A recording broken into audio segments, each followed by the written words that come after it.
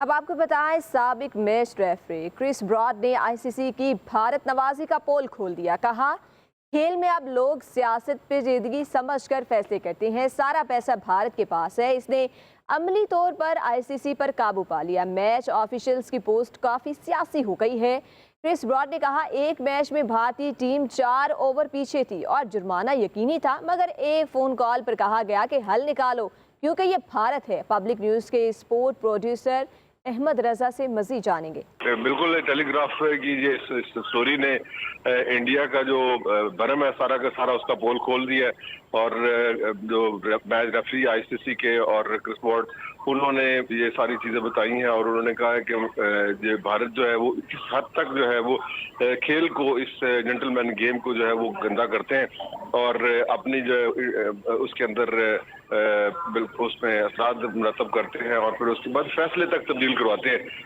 और उसमें बड़ा वाज़ेह तौर पर उन्होंने कहा कि जुर्मानों के सिलसिले में भी कहा जाता है धमकी अमेज अंदाज में कि ये भारत है और आपको इसको जो है ना ऐसे ही करना पड़ेगा।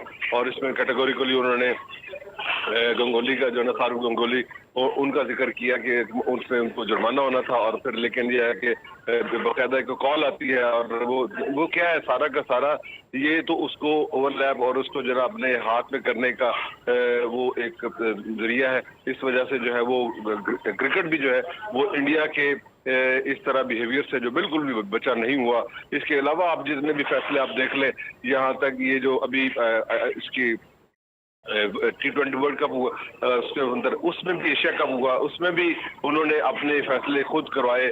और फिर उसके बाद बिग 3 से लेकर जितने भी है वो सारा का सारा क्रिकेट का जो हुस्न बिगाड़ रहा है उसमें भारत का जो है वो बड़ा मेजर रोल है। जी।